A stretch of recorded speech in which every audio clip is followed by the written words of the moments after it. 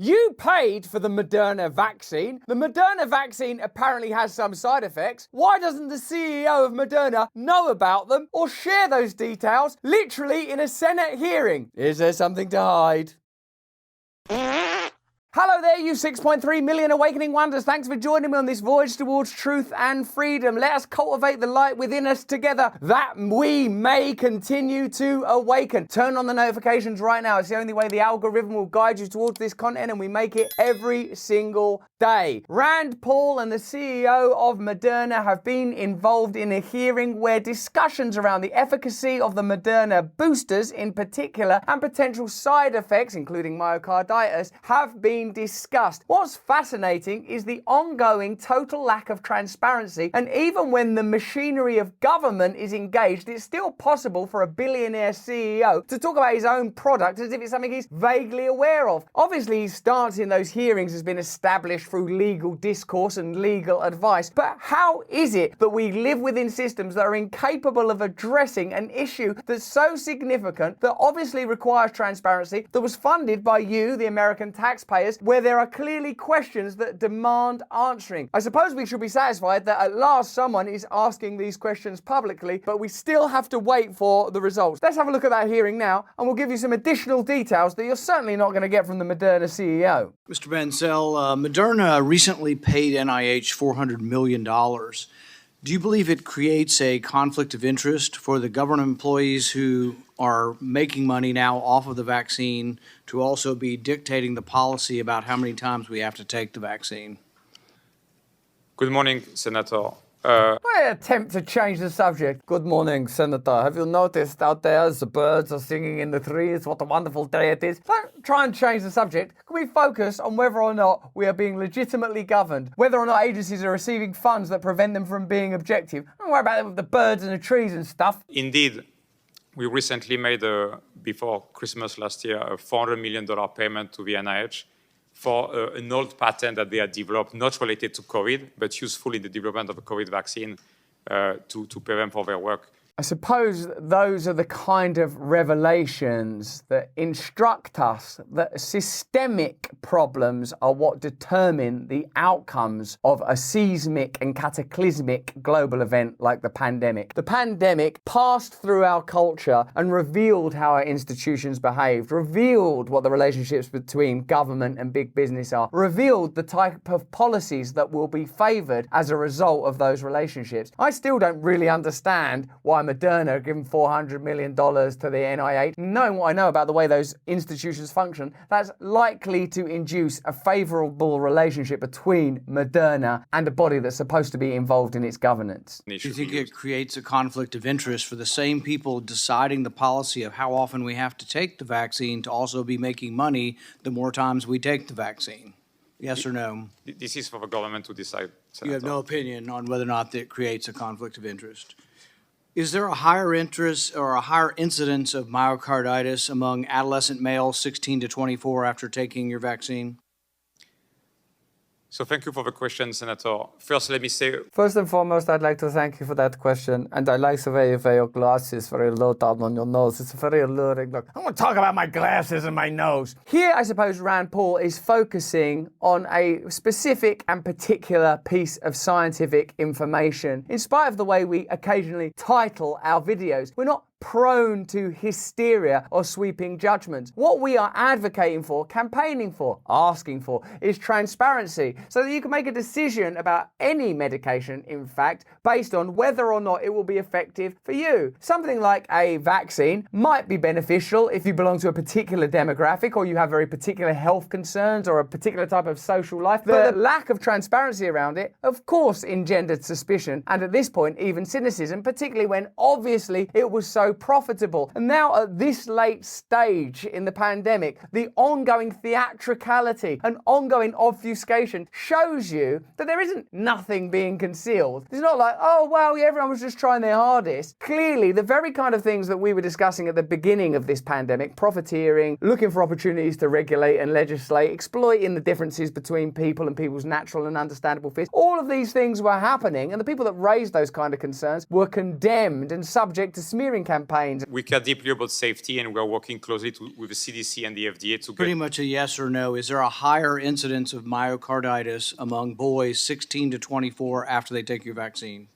The data I've seen from the CDC actually shown that there's less myocarditis for people who get the vaccine versus who get COVID infection. Paul told Fox News Digital after the hearing that he was surprised about the discrepancy between Bancel's response and other statistics on myocarditis that he's encountered. Asked about why Bancel may have said what he did, Paul guessed maybe he just saw this as a business decision that might hurt sales. I think most of us at this point recognise that that's a significant factor. Let me know in the chat and the comments. Previous studies showed mostly adolescent and young adult males developed myocarditis after the second COVID-19 shot. The Centers for Disease Control and Prevention then suggested waiting longer than usual between each dose to reduce the risk of developing myocarditis. It seems at least one of the factors in their trajectory of decisions that they were making was the financial impact that curtailing, limiting, prohibiting, not recommending those medical procedures could have. Let me know in the chat and comments if you agree. Wednesday's Senate hearing addressed the planned price increase of the Moderna vaccine, with a single dose expected to cost about $130 once the US government stops buying the shots. A 4,000% markup above the cost of manufacturing the shot, which experts have pegged at roughly $2.85 per dose. Even in a world where we accept that a necessary part of transactional life, the way of capitalism and commodity, a 4,000% markup seems ridiculous. We have also this week done a story about cancer drugs and the refusal of the current administration to use the Bayh-Dole Act to restrict the ability of cancer drug manufacturers to profit outrageously from drugs that could be sold a lot more cheaply.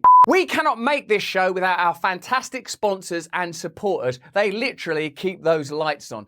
Everyone's talking about ChatGPT, Microsoft, boo, Google. They're all investing heavily in AI for research. But guess what? They're also the same big tech companies that have the power to censor search results. The online reality that you experience is different from the online reality that I experience. They could be pulling stuff out of long dormant sites like MySpace. They could start making personal bespoke adverts using heartbreak stories from your adolescence to make you buy a box of chocolates for your current spouse who, let's face it, you don't get on with anymore. That is why I use ExpressVPN to add a layer of protection between me and reality and big tech. The ExpressVPN app hides my unique IP address on all of my devices. It's so easy to use. And the best part is, one ExpressVPN subscription covers up to 5 devices at the same time. Go to expressvpn.com/brand right after this video and you can get 3 months extra free. That's expressvpn.com/brand.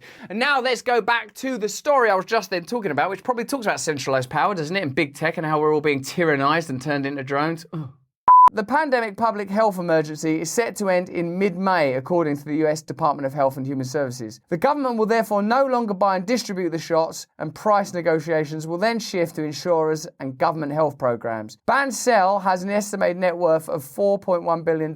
He defended the proposed price, telling the Wall Street Journal that he believes this type of pricing is consistent with the value of the vaccine. What that means is that's how much you can charge for it, because that's what we evaluate people will pay for it. There are significant portions of American society that still mandate the use of this product. So there are people, significant number of people, that will have no choice but to pay this price. People in teaching professions, people in particular aspects of media, that will simply have to buy it. That doesn't mean it's moral or ethical or reasonable. All of those things, I suppose, are subjective. What is not subjective is that they are maximizing the opportunity to profit from this vaccine. And I suppose what we're contesting is that that has been happening throughout the pandemic. In 2020, Moderna admitted that 100% of the funding for its vaccine development program came from the federal government, which despite its leverage has refused to force the company to share its vaccine recipe around the world. The fact is that the whole conversation in a way is entirely unnecessary because the drug itself was funded through taxpayer money. The drug is effectively yours. We shouldn't be discussing whether there's a 10% markup, a 20% markup, let alone a 4,000% markup. You own it. It was developed using the principles of socialism. It's sold using challenging the principles of zombie capitalism, and I'd say beyond that, a kind of corporate gangsterism, because the people that pay this will probably have no choice, either as a result of fear, a medical condition, or a job that demands they take it. So essentially, it's money through menaces. In January, some vaccine advisors to the federal government were disappointed and angry that Moderna didn't present a set of infection data on the company's new COVID-19 booster that suggested the possibility that the updated booster might not be any more effective at preventing COVID-19 infections than the original shot. US taxpayers spent nearly $5 billion on the new booster, which has been given to more than 48.2 million people in the US. So over time, you start to develop a case and an understanding that the motivation behind many of the decisions has been profit. That doesn't necessarily mean that the government or government agencies are directly culpable, although in the cases where they receive money from these very pharmaceutical companies, that makes it a little more likely. But the fact is that in instances where transparency would not have been beneficial financially, transparency was withdrawn. You're saying that for ages 16 to 24 among males who take the COVID vaccine, their risk of myocarditis is less than people who get the disease. That is my understanding, That Senator. is not true, and I'd like to enter into the record 6 peer-reviewed papers from the Journal of Vaccine, the Annals of Medicine, that say the complete opposite of what you say. I also spoke with your president just last week, and he readily acknowledged in private that, yes, there is an increased risk of myocarditis. The fact that you can't say it in public is quite disturbing. Robert M. Kaplan, Emeritus Distinguished Professor at the UCLA Fielding School of Public Health, wrote in September 22 that along with an international group of physicians and scientists, we published a study suggesting that the risk of COVID-19 vaccines may be greater than previously reported. Using publicly available data from Pfizer and Moderna studies, we found one serious adverse event for each vaccinees. Some warn that our analysis might harm public health by stimulating more vaccine hesitancy. Yet if some concerns are valid, remaining quiet could also result in harm and further erode public trust in science. If the hesitancy is valid, then you have to be more transparent, not less, and acknowledge that the hesitancy is rational and logical. That is the position that should have been taken from the beginning, particularly when the counterpoint was that these pharmaceutical companies were profiting enormously. The hesitancy was regarded as the problem, not the lack of transparency. That shows you on which side government agencies and the government itself tends to fall in a situation where they have the opportunity either to represent the people or their corporate partners. We believe that scientists have a responsibility to report suspected hazards to authorities. What's the alternative? Consider a risk of a serious adverse reaction in the context of other vaccines. The 1976 swine flu vaccine was withdrawn after it was associated with Guillain-Barré syndrome at a rate of approximately 1 in 100,000. In 1999, the rotavirus vaccine, RotaShield, was withdrawn following reports of interception in about 1 or 2 in 10,000 cases. Regrettably, our analysis was hindered by an addressable problem. The individual level data that could confirm or refute our analysis have not been made public. For example, we would have great confidence in our conclusions if we knew how often individuals experience multiple serious adverse events. Pfizer, Moderna, and the FDA have these data but have kept them hidden from the public view. This information is essential to the understanding of the balance between vaccine benefits and harms. We're calling upon Pfizer, Moderna, and the FDA to release all information needed for a comprehensive assessment of these products. In light of this information, even this Senate hearing is quite minimalist and shallow, and whilst it's exciting to see Rand Paul